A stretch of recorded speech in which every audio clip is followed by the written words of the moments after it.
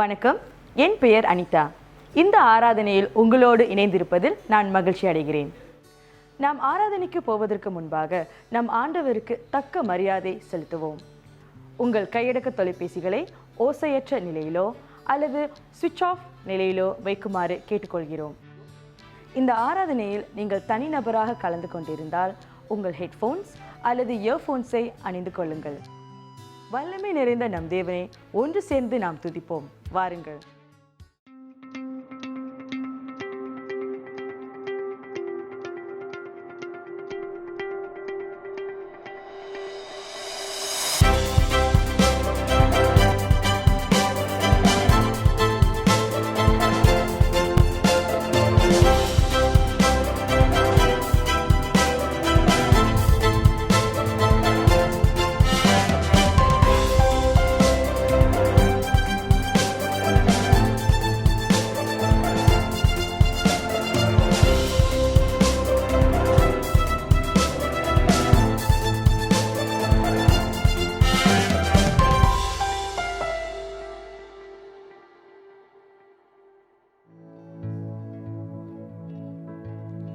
உந்தன் ஞானம் யாரறிவாரோ?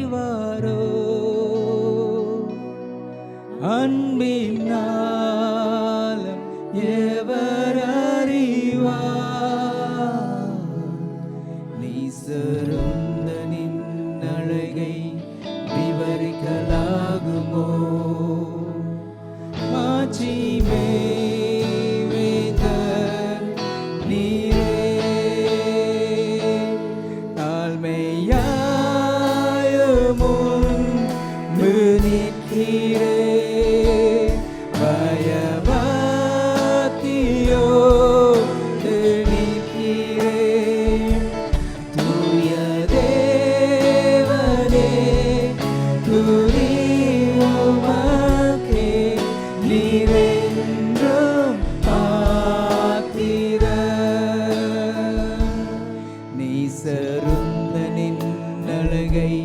விவரிக்கலாகுமோ? உம்மை வார்த்தையால் புகழ இயலாதே. என் நினைவிற்கு ஆச்சரியமே, நான் இதுவரை பார்த்ததில்லை. உந்தன் ஞானம் யாரறிவாரோ? அன்பினாலும் எவர் அறிவார்? நீ சருந்தனின் அழகை விவரிக்கலாகுமோ? மாட்சிமை வேந்தர் நீரே, தாழ்மையாயும் நிற்கிறே.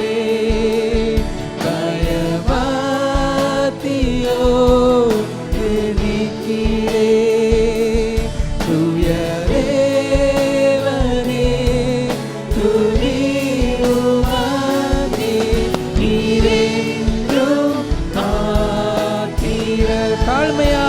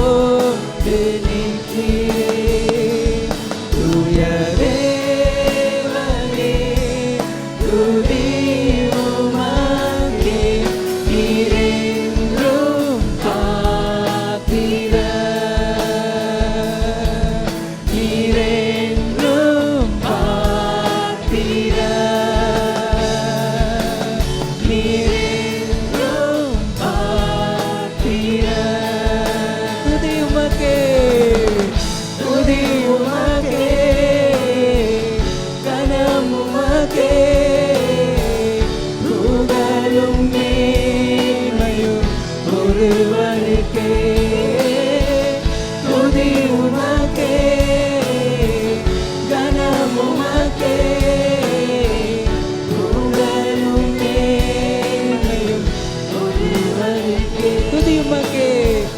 துதி உமக்கே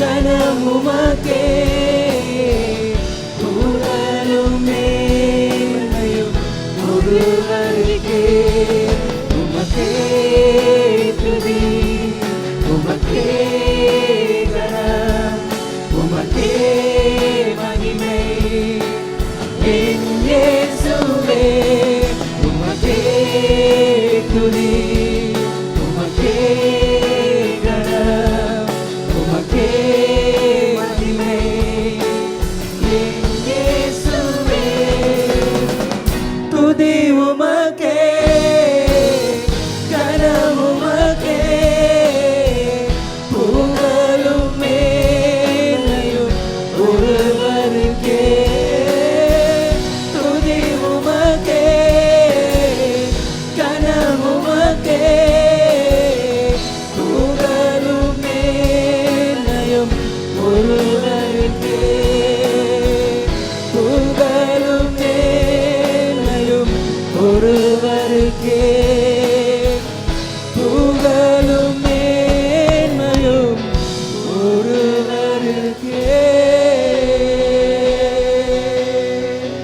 நீ சர்வ வல்லவர் நீரே மகத்துவர் எல்லா நாமத்துக்கும் மேலான நாமம் உடையவரே. கர்த்தருக்கு ஸ்தோத்திரம். இன்று பிரசங்கத்திற்கு என்று எடுக்கப்பட்ட வேத பகுதி மத்தேயு அதிகாரம் 5 வசனங்கள் 1-5 வரை. வசனம் 1. அவர் திரளான ஜனங்களைக் கண்டு மலையின் மேல் ஏறினார். அவர் உட்கார்ந்த பொழுது அவர்களுடைய சீஷர்கள் அவரிடத்தில் வந்தார்கள். அப்பொழுது அவர் தமது வாயைத் திறந்து அவர்களுக்கு உபதேசித்து சொன்னது என்னவென்றால், ஆவியில் எளிமை உள்ளவர்கள் பாக்கியவான்கள், பரலோக ராஜ்யம் அவர்களுடையது. துயரப்படுகிறவர்கள் பாக்கியவான்கள், அவர்கள் ஆறுதல் அடைவார்கள். சாந்த குணமுள்ளவர்கள் பாக்கியவான்கள், அவர்கள் பூமியை சுதந்தரித்துக் கொள்வார்கள். இது கர்த்தருடைய வார்த்தை. கர்த்தருக்கே ஸ்தோத்திரம். ஆமென். அன்பானவர்களே, நாம் ஜெபம் செய்வோமாக. ஆண்டவரே, இந்த காலை வேளையிலே நீர் எங்களோடு பேசும்படியாக ஜெபிக்கிறோம். உடைய வார்த்தையானது எங்களுடைய இருதயத்தின் ஆழத்திலே பதியும்படியாக ஜெபிக்கிறோம். அது கனி கொடுக்கும்படியாக கர்த்தராகிய இயேசு கிறிஸ்துவின் நாமத்திலே ஜெபிக்கிறோம். ஆமென். சாந்தம் குணமுள்ளவர்கள் பாக்கியவான்கள். Blessed are the meek. You know, in the history, we read about many individuals who stood up for what is right in the face of injustice. நம் சரித்திரத்திலே ஒரு சிலரை குறித்து நாம் படிக்கிறோம். அவர்கள் அநீதியின் நாட்களிலே அவர்கள் எழுந்து நின்று போராடினார்கள் என்ற சரித்திரத்திலே அநேகரை குறித்து நாம் படிக்கிறோம். ஒரு சிலர் எல்லா இனத்துக்கும் சம உரிமை கிடைக்க வேண்டும் என்று சொல்லி அவர்கள் போராடினார்கள், உரிமைக்காக போராடினார்கள். ஒரு சிலர் சமுதாயத்திலே எல்லாருமே வாக்களித்துதல் கொடுக்க வேண்டும் என்று அவர்கள் போராடினார்கள். Some fought for equal rights for all races. We read that in history, isn't it? We also read about voting, how certain groups of people were fighting that they too should be able to vote in society. And some were fighting against slavery. ஒரு சிலர் அடிமை தளத்திலிருந்து அவர்கள் போராடினார்கள். அடிமை செய்வது, ஜனங்களை அடிமை செய்வது அது சரியில்லை என்று சொல்லி ஒரு சிலர் அதுக்காக போராடினார்கள். ஒரு சிலர் சுதந்திரத்துக்காக பல காரியத்துக்காகவும் இன்னும் பல காரியத்துக்காகவும் அவர்கள் போராடினார்கள் என்று சரித்திரத்திலே படிக்கிறோம். We read that some fought for slavery, some fought for independence, and so on and so forth. We read many individuals in history who rose in the face of injustice to fight against, to speak up against, to act against injustice. அவர்கள் அநீதியின் சூழ்நிலையிலே அவர்கள் போராடினார்கள், பேசினார்கள், எழுந்து நின்றார்கள் என்று நாம் இந்த சரித்திரத்திலே படிக்கிறோம். இவைகள் எல்லாமே அதிகமாக நம்முடைய கவனத்தை ஈர்க்கிறது. ஏனென்றால் இவைகள் எல்லாம் வீர செயல்களாய் இருக்கின்றன. In the midst of such persecutions, these are very heroic deeds because of the great resistance they face. அவர்கள் எதிர்ப்பை அதிகமாக இந்த நபர்கள் எதிர்ப்பை அதிகமாக சந்தித்ததினாலே இவர்களுடைய செய்த செயல்கள் நம்மை ஈர்க்கின்றன. They naturally, these deeds naturally draw our attention because they are eye-catching. Some are more eye-catching than others because some of them were even Christians. ஒரு சிலர் பார்க்கிலும் மற்றவர்கள் இவர்கள் இந்த புரட்சி செய்தவர்கள், இந்த உரிமைக்காக போராடினவர்கள் ஒரு சிலர் மற்றவர்களை விட மிக கவர்ச்சி உள்ளவர்களாக இருந்தார்கள். ஏனென்றால் இவர்கள் கிறிஸ்தவர்களாக கூட இருந்தார்கள். Therefore we may think that in every situation we must fight for what is right. ஆகையால இந்த சரித்திரத்தை படிக்கும் பொழுது இந்த நபர்களை குறித்து நம்ம கேள்விப்படும் பொழுது ஒவ்வொரு சூழ்நிலையிலும் ஒவ்வொரு அநீதியின் சூழ்நிலையிலும் உரிமைக்காக போராட வேண்டும் என்று ஒரு எண்ணம் வரலாம். ஆனால் கேள்வி என்னவென்றால் எல்லா சூழ்நிலையிலும் அநீதியின் சூழ்நிலையிலே போராட வேண்டுமா? But the question you and I need to ask is this the only option that scripture teaches us? Are there other options that Jesus teaches? இயேசு கற்றுக் கொடுக்கின்ற வேறு வகை வேறு ஒரு சூழ்நிலையிலே வேறு விதமாக செயல்பட முடியுமா? When Jesus saw the great crowd following him, he took time to teach them. ஜனங்கள் திரளான ஜனங்கள் இயேசுவை பின்தொடர்கிறதை இயேசு பார்த்தபோது அவர்களுக்கு கற்றுக் கொடுக்கும்படியாக இயேசு அங்கு அமர்ந்து கற்றுக் கொடுத்தார். Jesus was not all about blessing, you see. He was not all about blessing the people who followed him. But more than that, he wanted people to learn from him. இயேசுனுடைய வாழ்க்கையை நீங்களும் நானும் கொஞ்சம் ஆராய்ந்து பார்க்கும் பொழுது அவர்கள் ஜனங்களுக்கு ஆசீர்வாதத்தை கொடுப்பதிலே முக்கியப்படுத்துவதில்லை, ஆனால் ஜனங்கள் அவரிடத்திலிருந்து கற்றுக்கொள்ளும்படியாக தான் அதிகமாக விரும்பினார். He was more interested in changing lives. Jesus was more interested in changing life, changing the way that people thought, changing the way that people spoke, changing the way that people acted. Jesus was more interested in changing lives. இயேசு எதுக்கு அதிகமாக முக்கியத்துவம் கொடுத்தார் என்றால் வாழ்க்கைகள் மாறப்பட வேண்டும் என்று தான், அதுக்கு தான் அதிகமாக முக்கியத்துவம் கொடுத்தார். அவங்க பேசக்கூடிய வார்த்தைகள் மாற வேண்டும், அவர்கள் செயல்படக்கூடிய முறைகள் மாறப்பட வேண்டும், அவர்கள் சிந்திக்கக்கூடிய சிந்தனையிலே ஒரு மாற்றம் வர வேண்டும் என்று தான் இயேசு வாழ்க்கைகள் மாற வேண்டும் என்று அதுக்கு முக்கியத்துவம் கொடுத்தார். Jesus brought the people up to the mountain, sat down and taught them. நாம் வேதத்தில் படிக்கிறோம், மத்தேயுவின் 5ஆம் அதிகாரத்திலே இயேசு மலையின் மீது ஏறி ஜனங்கள் அவரை பின்தொடர்கிறதை பார்த்து மலையின் மீது ஏறி அங்க அமர்ந்து ஜனங்களுக்கு கற்றுக் கொடுக்கிறார். Jesus and teachers, we come to verse 5, chapter 5. மத்தேயு 5ஆம் அதிகாரம் 5ஆம் வசனத்தில் வரும் பொழுது இந்த ராஜ்யத்தினுடைய கொள்கைகள் மூன்றாவது கொள்கையை இயேசு இந்த இடத்திலே கற்றுக் கொடுக்கிறார். Jesus teaches the people the third principle for the kingdom of heaven on the mountain. சாந்தம் குணமுள்ளவர்கள் பாக்கியவான்கள், அவர்கள் பூமியை சுதந்தரித்துக் கொள்வார்கள். Blessed are the meek, for they shall inherit the earth. Jesus quoted this particular verse from Psalm 37:11. இயேசு இந்த வார்த்தைகளை சாந்தம் குணமுள்ளவர்கள் பாக்கியவான்கள், அவர்கள் பூமியை சுதந்தரித்துக் கொள்வார்கள் என்று சொல்லக்கூடிய இந்த வார்த்தையானது அவர் உற்பத்தி செய்யக்கூடிய ஒரு வார்த்தைகள் அல்ல. ஆனால் இந்த வார்த்தைகள் சங்கீதம் 37வது சங்கீதம் 11வது வசனத்திலிருந்து எடுக்கப்பட்ட சில வார்த்தைகளாய் இருக்கின்றன. Psalm 37 is a psalm that describes how the wicked prosper and how the righteous are in a disadvantaged situation. சங்கீதம் 37 நாம் படிக்கும் பொழுது இந்த சங்கீதம் 37 எதை விவரிக்கிறது என்றால் பொல்லாதவர்கள் அவர்கள் செழிப்பு அடைகிறதை நாம் பார்க்கிறோம், ஆனால் நீதிமான்கள் அவர்கள் பின்தங்கிய ஒரு நிலைமையில இருக்கிறதை நாம் பார்க்கிறோம். The psalmist in Psalm 37 teaches us that we should not react in anger when we see the unrighteous behave wrongly and prosper. சங்கீதம் 37 நம்ம படிக்கும் பொழுது இந்த சங்கீதக்காரன் என்ன கற்றுக் கொடுக்கிறான் என்றால், இந்த பொல்லாதவர்கள் அவர்கள் செழிப்பு அடையும் பொழுது, இந்த பொல்லாதவர்கள் அவர்கள் அந்த அநீதியான காரியத்தை செய்து கொண்டிருக்கும் பொழுது, அவர்கள் செழிப்பு அடையும் பொழுது நீங்களும் நானும் கோபப்படக்கூடாது. தேவனை ஆராதிக்கின்ற நீங்களும் நானும் கோபப்படக்கூடாது. அந்த காட்சியை பார்த்து அனுபவித்து நம்ம கோபப்படக்கூடாது என்று சங்கீதக்காரன் கற்றுக் கொடுக்கிறான். ஆனால் சங்கீதக்காரன் என்ன சொல்கிறான் என்றால், கர்த்தருக்காக காத்திருக்க வேண்டும், அவர் சரி பண்ணுவார். The psalmist teaches us that we should wait for the Lord who will make things right for us. சங்கீதம் 37 7வது வசனத்திலிருந்து 11வது வசனம் வரை இப்போது நாம் படிக்க கேட்போமாக. கர்த்தரை நோக்கி அமர்ந்து அவருக்கு காத்திரு, காரிய சித்தி உள்ளவன் மேலும் தீவினைகளை செய்கிற மனுஷன் மேலும் எரிச்சலாகாதே. கோபத்தை நெகிழ்ந்து உக்கிரத்தை விட்டுவிடு. பொல்லாப்பு செய்ய ஏதுவான எரிச்சல் உனக்கு வேண்டாம். பொல்லாதவர்கள் அறுப்புண்டு போவார்கள்.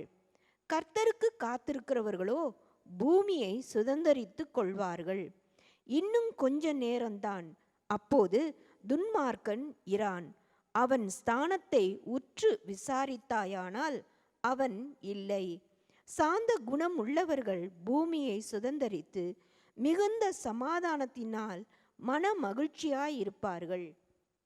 இந்த வார்த்தைகளை படிக்க கேட்கும் பொழுது இந்த சங்கீதமானது எதுக்காக எழுதப்பட்டது என்றால், சங்கீதம் ஏன் எழுதப்பட்டது என்றால், ஜனங்கள் இந்த சங்கீதங்கள் மூலியமாக ஆண்டவரை பாடி ஆராதிக்கும்படியாக இந்த சங்கீதங்கள் எழுதப்பட்டன. அது மட்டுமல்ல, இந்த சங்கீதங்கள் மூலியமாக, இந்த பாடல்கள் மூலியமாக ஆண்டவரை பின்தொடர்கிறவர்கள் எப்படி வித்தியாசமான சூழ்நிலைகளை நடந்து கொள்ள வேண்டும் என்று இந்த பாடல்கள் மூலியமாக ஜனங்கள் கற்றுக்கொள்ளும்படியாக இந்த சங்கீதங்கள் எழுதப்பட்டன. This Psalms, the book of Psalms was written for the people of God to sing to the Lord. But not only that, they were also written to learn from those who have followed the Lord before them, and how to behave in similar situations, to worship the Lord and to wait for him. கர்த்தரை ஆராதித்து அவருக்காக காத்திருக்க வேண்டும் என்று தான் இந்த சங்கீதம் 37 கற்றுக் கொடுக்கிறது. கர்த்தரை நோக்கி அமர்ந்து அவருக்கு காத்திரு என்று 7வது வசனம் சொல்லுகிறது. 9வது வசனத்தை பார்க்கும்போது, கர்த்தருக்கு காத்திருக்கிறவர்களோ பூமியை சுதந்தரித்துக் கொள்வார்கள். Jesus quotes from this Psalm 37 to teach those who followed him in the mountain in Matthew chapter 5. இயேசு இந்த மத்தேயு 5ஆம் அதிகாரத்திலே ஜனங்கள் தன்னை பின்தொடர்கிறதை பார்த்து இந்த தேவனுடைய ராஜ்யத்தினுடைய கொள்கையை கற்றுக் கொடுக்கும்படியாக இந்த மூன்றாவது கொள்கையை கற்றுக் கொடுக்கும் பொழுது சங்கீதம் 37 இயேசு ஜனங்களுக்கு கற்றுக் கொடுக்கிறார். அவர் என்ன சொல்கிறார் என்றால், சாந்தம் குணமுள்ளவர்கள் அவர்கள் பூமியை சுதந்தரித்துக் கொள்வார்கள். Jesus states that the meek shall inherit the earth. But the question is, isn't it, who are the meek and how are we to understand this word? இந்த சாந்தம் குணம் உள்ளவர்கள் என்று சொல்லும் பொழுது இதை எப்படி புரிந்து கொள்வது? இந்த சங்கீதம் 37வது சங்கீதத்தை இயேசு சொன்ன அந்த சங்கீதத்திலிருந்து எடுத்துக்கொள்ளக்கூடிய அந்த வார்த்தைகளை நம்ம கொஞ்சம் சோதித்து ஆராயும் பொழுது, அந்த சங்கீதம் 37உடைய சூழ்நிலையை கொஞ்சம் ஆராய்ந்து பார்க்கும் பொழுது, சாந்தம் குணமுள்ளவர்கள் எப்படி விவரிக்கலாம் என்றால், அதிகாரம் இல்லாதவர்கள், பலவீனமாய் இருக்கிறவர்கள், பலன் இல்லாதவர்கள் என்று விவரிக்கலாம். From the context of Psalm 37 that Jesus quotes from, the meek are powerless.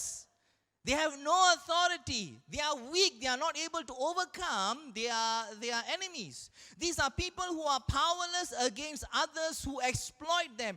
தன்னை சாதகமாக எடுத்துக்கொள்வதற்கு எதிராக எதிர்த்து நிற்க முடியாதவர்களை விவரிக்கிறது. ஆகையால் இந்த அதிகாரம் இல்லாதவர்கள், பலவீனமாய் இருக்கிறவர்கள், பலன் இல்லாதவர்கள், இந்த தன்னுடைய எதிராளிகளை மேற்கொள்ளக்கூடியாதவர்களுக்கு இந்த சங்கீதம் 37 என்ன கற்றுக் கொடுக்கிறது என்றால், கர்த்தருக்காக காத்திருக்க வேண்டும் என்று கற்றுக் கொடுக்கிறது. This powerless do not have the power to overcome their enemies, and so Jesus says that the powerless should put their trust and hope in the Lord. பலன் இல்லாதவர்கள், அதிகாரம் இல்லாதவர்கள், பலவீனமாய் இருக்கிறவர்கள். இயேசு என்ன கற்றுக் கொடுத்தார் என்றால், நீங்கள் உங்களுக்கு பலவீனமாய் இல்லாதவர்கள் உங்களுடைய சொந்த பலத்தின் மேல் சார்ந்திராம, உங்க சொந்த பலத்திலே சார்ந்திருந்து உங்களுடைய எதிராளியை மேற்கொள்ளாதபடிக்கு கர்த்தர் மேல் நம்பிக்கையாயிருங்கள், கர்த்தருக்காய் காத்திருங்கள், கர்த்தரை நம்புங்கள். அப்பொழுது நீங்கள் பூமியை சுதந்திரித்துக் கொள்வீர்கள். பூமியை சுதந்திரித்துக் கொள்வது என்றால் என்ன? What does it mean to inherit the earth? It means that the Lord will set things right for the people of God on earth in the end. இறுதியிலே பூமியை சுதந்திரித்துக் கொள்வது என்று சொல்லக்கூடிய அந்த அர்த்தம் என்னவென்றால், இறுதியிலே தேவனுடைய ஜனங்களுக்கு கிடைக்க வேண்டியதை ஆண்டவர் கொடுப்பார். அதுதான் அர்த்தம். As he was mentioned in the previous sermons concerning the blessing of God on earth right now, the blessing of God will be experienced now partially, but it will be experienced more fully in the future. வேதத்தில் நம்ம பார்க்கிறோம், தேவனுடைய ஆசீர்வாதங்கள் ஓரளவு இந்த உலகத்தில் இருக்கும்பொழுது நம்ம அனுபவிப்போம். ஆனால் இயேசு ராஜாதி ராஜாவாக வரும்பொழுது அந்த ஆசீர்வாதத்தினுடைய முழுமையை நாம் அனுபவிப்போம். ஆகையால் இயேசு என்ன சொல்கிறார் என்றால், தன்னை பின்தொடர்கிறவர்களுக்கு என்ன சொல்கிறார் என்றால், கர்த்தரை நம்பியிருங்கள். நீங்கள் பலவீனமாக இருக்கலாம், உங்களுக்கு அதிகாரம் இல்லாமல் இருக்கலாம், உங்களுடைய எதிராளிகளுக்கு மேற்கொள்ள முடியாத பலன் இல்லாமல் இங்கே இருக்கலாம், ஆனால் கர்த்தருக்காக காத்திருங்கள், அவர் உங்களுக்கு அந்த வெற்றியை கொடுப்பார். As the people trust God, they will experience the intervention of God. But my dear friends, the full blessings of God will be experienced only when the Lord comes back as King of Kings. ஆனால் என் அன்பு சகோதர சகோதரிகளே, இந்த நாட்களில் நீங்களும் நானும் வாழ்ந்து கொண்டிருக்கும் பொழுது முழு ஆண்டவருடைய முழுமையான அந்த வெற்றியை எப்பொழுது நம்ம அனுபவிப்போம் என்றால், இயேசு ராஜாதி ராஜாவாக இந்த பூமிக்கு வரும் பொழுது அந்த நாளில் தானே நீங்களும் நானும் அனுபவிப்போம். அது வரைக்கும் கர்த்தர் என்ன சொல்கிறார் என்றால், கர்த்தருக்காக காத்திருங்கள் என்று இயேசு கற்றுக் கொடுக்கிறார். Jesus taught his disciples that in the last days evil will multiply, the love of many will grow cold. Yes, God's intervention is here on earth, but at the same time Jesus also teaches that evil will multiply as the days go by, and the love of many will grow cold. They will become hard-hearted. இயேசு என்ன கற்றுக் கொடுக்கிறார் என்றால், நாட்கள் போகும் பொழுது அக்கிரமம் மிகுதியா இருக்கும். ஆண்டவருடைய இடைப்படுதல், ஆண்டவருடைய ஆசீர்வாதம் பூமியில இருக்கும் பொழுதும் இந்த அக்கிரமம் அதிகரித்து கொண்டிருக்கும் என்று இயேசு கற்றுக் கொடுக்கிறார். அதே நாம் மத்தேயு 24வது அதிகாரம் 9வது வசனத்திலிருந்து 14வது வசனம் வரை படிக்க கேட்போமே. அப்பொழுது உங்களை உபத்திரவங்களுக்கு ஒப்புக்கொடுத்து உங்களை கொலை செய்வார்கள்.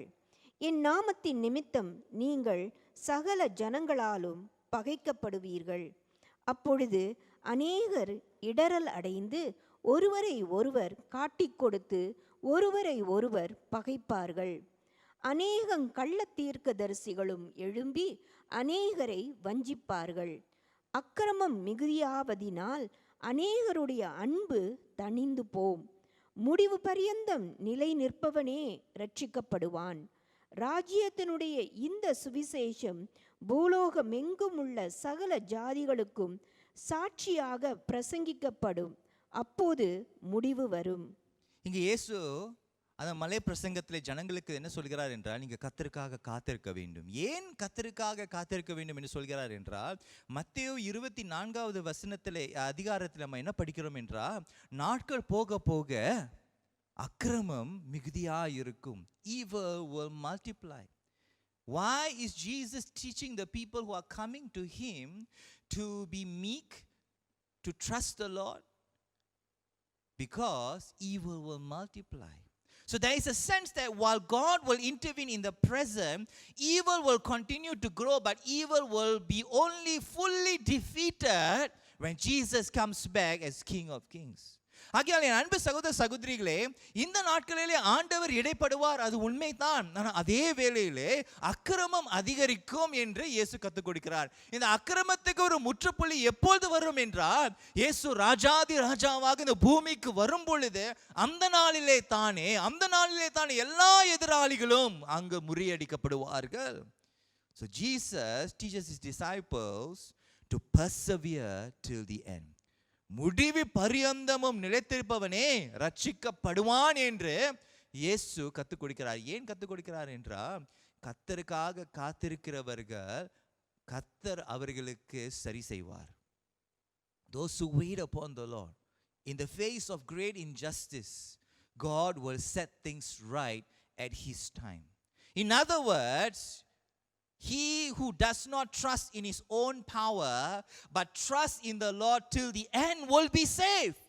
ஆகையால் என் அன்பு சகோதர சகோதரிகளே, தன்னுடைய சொந்த பலத்திலே தன்னுடைய சொந்த அதிகாரத்திலே நம்பாதபடிக்கு ஆண்டவரே மட்டும் கடைசி பரியந்தம் வரைக்கும் நம்புகிறவனே அவன் ரட்சிக்கப்படுவான். Because the moment you and I begin to lean on our own power, when we begin to lean on our own intellect, the moment we begin to lean on other things besides God, we will find it difficult to persevere till the end, because we have found God in other aspects of our lives. என் அன்பு சகோதர சகோதரிகளே, கர்த்தரை மட்டும் நம்பாமல் மற்ற காரியத்தின் மீது நம்பிக்கையாக இருக்கும் பொழுது அந்த காரியங்களே தேவனாக மாறுகிறது. நம்முடைய சொந்த ஞானமாக கூட இருக்கலாம், அது நம்முடைய தேவனாக மாறலாம். என்னால் என்ன செய்ய தெரியும் என்று நாம் அதை நம்முடைய எண்ணத்தின் மீது நம்பிக்கையாக இருக்கலாம். எனக்கு பலன் இருக்கிறது, நான் இதை சாதிக்க முடியும் என்று சொல்லி அதை நம்பும் பொழுது அது நம்முடைய தேவனாக மாறலாம். நண்பர்களே அதிகமாக, உறவினர்களே, தொடர்புகளை அதிகமாக நம்ம நம்பும் பொழுது அது தேவனாக மாறலாம். ஆனால் ஆண்டவர் என்ன சொல்கிறார் என்றால், சாந்தம் குணமுள்ளவர்கள் பாக்கியவான். அப்படி என்றால் பலவீனம் இல்லாதவர்கள், கர்த்தரை நம்புகிறவர்கள், அவர்கள் பாக்கியவான். Jesus teaches us that there is another option, isn't it? In the face of injustice, trust the Lord and not in your own power. Don't fight for your right. இயேசு அநீதியினுடைய சூழ்நிலையிலே இன்னொரு வகையிலே மறுமொழி கொடுக்கலாம். அது என்னவென்றால், உரிமைக்காக போராடாதே, மௌனமாயிருந்து கர்த்தர் சரி செய்வார் என்ற அந்த நம்பிக்கையிலே அமைதியாக இருக்க வேண்டும் என்று. When Jesus stood before Pilate and they were throwing all sorts of accusations against him, Jesus did not say anything when they accused him. பிலாத்துக்கு முன்பாக இயேசு நின்று கொண்டிருக்கும் பொழுது பலவிதமான குற்றச்சாட்டுதலை இயேசுவின் மீது சாட்டினார்கள். ஆனாலும் அந்த நேரத்திலே அவர் ஒன்றும் சொல்லாமல் அமைதியாக இருந்தார் என்று மத்தேயு 27வது அதிகாரம் 11வது வசனத்திலிருந்து 14வது வசனம் வரை நம்ம படிக்க கேட்போம். இயேசு தேசாதிபதிக்கு முன்பாக நின்றார். தேசாதிபதி அவரை நோக்கி, நீ யூதருடைய ராஜாவா என்று கேட்டான். அதற்கு இயேசு, நீர் சொல்லுகிறபடிதான் என்றார். பிரதான ஆசாரியரும் மூப்பரும் அவர் மேல் குற்றஞ்சாட்டுகையில் அவர் மாறுத்தரம் ஒன்றும் சொல்லவில்லை. அப்பொழுது பிலாத்து அவரை நோக்கி, இவர்கள் உன்மேல் எத்தனையோ குற்றங்களை சாட்டுகிறார்களே, நீ அவைகளை கேட்கவில்லையா என்றான். அவரோ ஒரு வார்த்தையும் மாறுத்தரமாக சொல்லவில்லை. அதனால் தேசாதிபதி மிகவும் ஆச்சரியப்பட்டான். Now this is very different from the days that we live in, isn't it?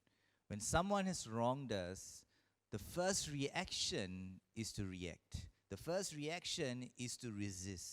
But here Jesus teaches us that you can also be quiet and trust the Heavenly Father. இயேசுனுடைய எடுத்துக்காட்டை நீங்கள் கொஞ்சம் கவனித்து பாருங்களேன். இயேசு அவர் மீது அநேக குற்றச்சாட்டுதல் அவர் மீது சாட்டினாலும் அவர் ஒரு வார்த்தையும் சொல்லாமல் அமைதலாக அங்கு இருந்தார். ஆனால் இயேசு மரணத்திலிருந்து அவர் உயிரோடு எழும்பும் பொழுது ஒரு காரியமும் செய்யாமலே அந்த நேரத்திலே அவர் குற்றமற்றவர் என்று நிரூபிக்கப்பட்டார். I want you to think about this. When Jesus rose from the dead, without any action from him, Jesus was vindicated that he is innocent.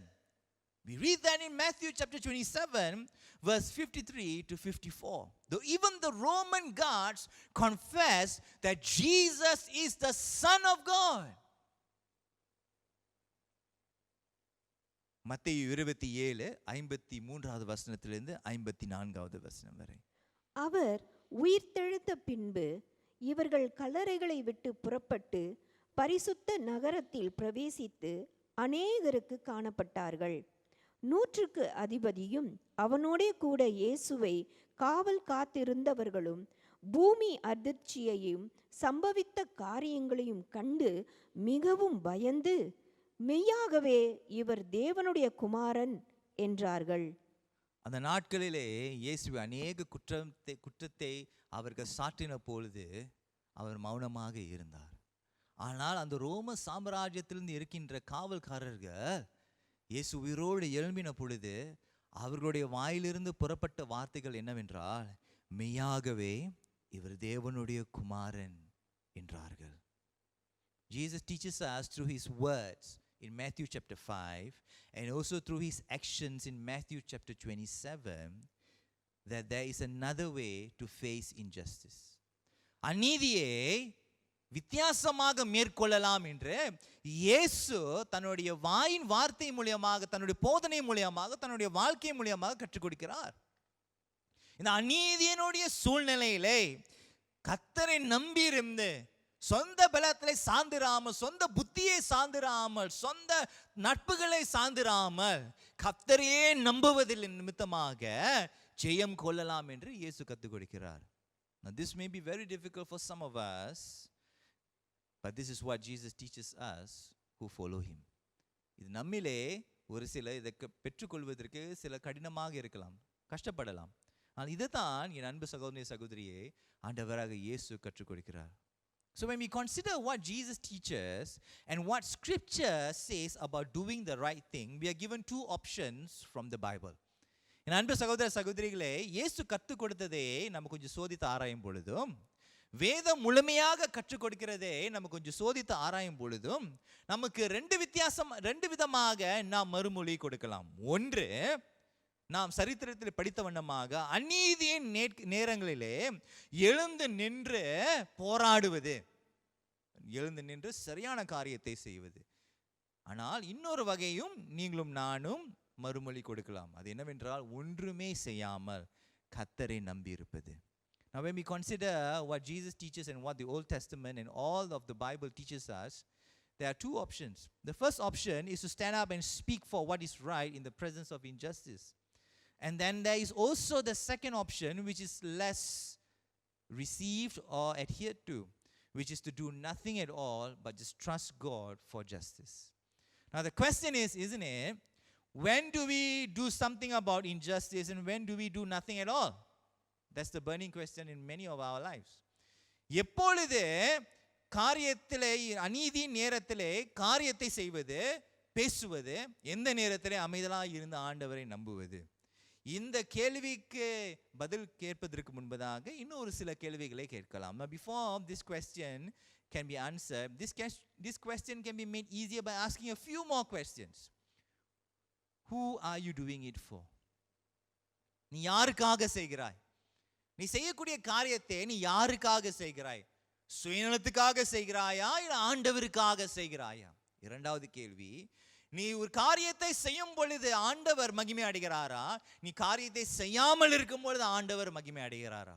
The question can be clarified when we ask these two questions. Who are we doing it for? Is it for a selfish reason that we are doing something or we are not doing anything at all?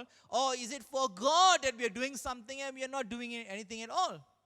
Is God glorified by you doing something, or is God glorified by you doing nothing and trusting him alone? ஆண்டவருக்கு ஒன்றுமே செய்யாமல் அவரை நம்பி இருக்கும் பொழுது ஆண்டவர் அதை மகிமை அடைகிறாரா, இல்லை காரியத்தை செய்யும் பொழுது ஆண்டவர் மகிமை அடைகிறாரா? என் அன்பு சகோதரனே சகோதரியே, இயேசுனுடைய வாழ்க்கையை கொஞ்சம் சோதித்து ஆராயும் பொழுது, இயேசு மௌனமாக இருந்த பொழுது தன்னுடைய பிதாவுக்கு மகிமை கொண்டு வந்தார். இயேசு செயல்படும் பொழுதும் தன்னுடைய பிதாவுக்கு மகிமை கொண்டு வந்தார். When Jesus kept quiet, he brought glory to the Father. When Jesus acted, it also brought glory to the Father. So ultimately, Jesus' goal was to glorify the Father. என் அன்பு சகோதரனே சகோதரியே, இயேசுனுடைய வாழ்க்கையை நம்ம ஆராய்ந்து பார்க்கும் பொழுது, இயேசு ஒரு காரியத்தை செய்த பொழுது ஆண்டவருக்கு பிதாவாகிய தேவனுக்கு மகிமை கொண்டு வந்தார். மௌனமாய் இருக்கும் பொழுதும் பிதாவாகிய தேவனுக்கு மகிமை கொண்டு வந்தார். There is no way that I can answer your question to your unique situation whether to act or not to act. It really depends on who is most important to you, God, man or self. இந்த உங்களுடைய தனிப்பட்ட வித்தியாசமான விசேஷமான சூழ்நிலைகளுக்கு நீங்க கிரியை செய்ய வேண்டுமா செய்யக்கூடாதா என்று என்னால் பதில் கொடுக்க முடியாது. ஆனால் இதை செய்ய வேண்டுமா செய்ய வேண்டாமா என்று எப்படி நம்ம தீர்மானம் செய்யலாம் என்றால், உங்களுடைய வாழ்க்கையில் மிக முக்கியமானவர் யார்? ஆண்டவரா, மனிதர்களா, இல்லை சுயமா? ஆண்டவரா இருந்தால் செய்யக்கூடிய காரியம் ஆண்டவரை மகிமைப்படுத்தும். அமைதலாக இருந்த ஆண்டவரை நம்பும் பொழுதும் ஆண்டவரை மகிமைப்படுத்தும். ஆனால் தனக்கென்று செய்யும் பொழுது, மனிதர்களுக்கு என்று செய்யும் பொழுது அநேக வேளையிலே சுயநலத்தை அதிகமாக ஈடுபட்ட ஒரு காரியமாக இருக்கும். When we do it for ourselves and when we do it for men, oftentimes there is a hidden agenda behind all those actions. My dear brothers and sisters, this morning's sermon is not to give you an answer, but to cause you to think, are you acting to glorify God, or are you trusting on God to glorify God and doing nothing at all? Whether you are doing something or nothing, it ought to glorify God. If He is the most important person in your life, then that is what you and I should be aiming to do. ஆண்டவருடைய வாழ்க்கையில் மிக முக்கியமான நபராக இருப்பாரானால், ஒரு காரியத்தை செய்யும் பொழுது ஆண்டவரை மகிமைப்படுத்த வேண்டும். அமைதலாக இருந்து ஆண்டவரை நம்பி, ஆண்டவரை நீர் எனக்காக இடைப்படும் பொழுது, அதை செய்யும் பொழுதும் ஆண்டவர் மகிமை அடைவார். May God give you the wisdom, the strength to persevere till the end, because those who persevere till the end will be saved. என் அன்பு சகோதரனே சகோதரி, கர்த்தர் தாமே உனக்கு ஞானத்தை கொடுப்பாராக, பலத்தை கொடுப்பாராக, முடிவு பரியந்தம் நிலைத்திருக்கும்படியாக அவர் உன்னை பலப்படுத்துவாராக. உன்னுடைய தனிப்பட்ட விசேஷமான சூழ்நிலையிலே கர்த்தர் உனக்கு அந்த ஞானத்தை கொடுத்து உன்னை வழி நடத்துவாராக. May God give you the wisdom to act or not to act in your unique situation. Let us pray. நாம் ஜெபம் செய்வோமாக. கண்மலையும் மீட்பருமாய் இருக்கின்ற கர்த்தாவே, நீர் எங்களுடைய வாழ்க்கையில மிக முக்கியமான நபராய் இருக்கிறீர். நீர் தான் எங்களுடைய ஆத்ம நேசராய் இருக்கிறீர். எங்களுடைய அன்பு உம்மீது தான் அதிகமாக இருக்கிறது. ஆகையால் ஆண்டவரே, என் அன்பு சகோதர சகோதரிகளுக்காக ஜெபிக்கிறேன். அவர்கள் அநீதியின் சூழ்நிலையிலே காரியத்தை செய்யும் பொழுதும் அல்லது அமைதலாக இருக்க பொழுதும் ஆண்டவரே, அது உம்மை மகிமைப்படுத்தும்படியாக இவர்களுக்கு நீ உதவி செய்யும்படியாக ஜெபிக்கிறேன். Lord, I just pray for my dear brothers and sisters who are struggling whether to act or not to act. I pray, Lord, as they put you first in their lives, may you give them the wisdom so that you may be glorified in their actions or in their inactions. May you and you alone be glorified in and through their lives. நீர் மட்டுமே ஆண்டவரே இவர்களுடைய வாழ்க்கை மூலமாக மகிமை அடையும்படியாக இயேசு கிறிஸ்துவின் நாமத்திலே ஜெபிக்கிறேன். ஆமென். The Lord bless you, my dear brothers and sisters. I hope that the word of the Lord gives you something to think about, to pray about, to sit at the feet of the Lord before you make a decision. இந்த காலையுடைய பிரசங்கத்திலே இந்த அநேக கேள்விகள் உங்களிடத்தில் கேட்டாலும் இந்த கேள்விகள் ஆண்டவருடைய சமூகத்துக்கு முன்பாக சென்று சிந்திக்கும்படியாக ஒரு உதவியாக இருக்கும்படியாக நான் நம்புகிறேன். கர்த்தர் தாமே உங்களை வழிநடத்துவாராக. அடுத்த வாரம் சந்திப்போம். God bless you. See you next week. உன்னதமான தேவனை நாம் ஆராதித்தோம். அவர் வார்த்தையை கேட்டு நாம் ஆசீர்வதிக்கப்பட்டோம். தேவனுக்கு கொடுப்பதும் ஒரு வகையான ஆராதிப்பு தான். நன்றி உள்ளத்தோடு நம் காணிக்கைகளை அவருக்கு கொடுப்போம். நீங்கள் உங்கள் காணிக்கைகளையும் தசம பாகங்களையும் கொடுக்க 3 வழிகள் உள்ளன. முதலாவதாக, நீங்கள் இணையத்தின் வழியாகவோ அல்லது ATM வழியாகவோ பேங்க் டிரான்ஸ்ஃபர் செய்யலாம். நீங்கள் டிரான்ஸ்ஃபர் செய்ய மை Xavier's church DBS account number 00601461112, அதாவது நீங்கள் டிரான்ஸ்ஃபர் செய்ய வேண்டிய எண் 006 014 6112. இரண்டாவது வழி பே நவ் என்ற சேவை மூலம் கட்டணத்தை செலுத்தலாம். இணையம் அல்லது மொபைல் வங்கி மூலம் பே நவ் என்ற பகுதியை தேர்ந்தெடுத்து என் இரட்சகர் ஆலயத்திற்குரிய சிறப்பு எண்ணை தட்டச்சு செய்யவும். சிறப்பு எண் T08CC4073G. மூன்றாவதாக காசோலை அதாவது செக் வழியாக நீங்கள் பணத்தை செலுத்தலாம். மேல் விவரங்களுக்கு சபை அலுவலகத்தை தொடர்பு கொள்ளுங்கள். தொடர்பு கொள்ள வேண்டிய எண் 64742823. இந்த ஆராதனையின் மூலமாக நீங்கள் ஆசீர்வதிக்கப்பட்டிருப்பீர்கள் என்று நாங்கள் நம்புகிறோம். மீண்டும் உங்களை அடுத்த ஆராதனையில் சந்திக்கிறோம். நன்றி.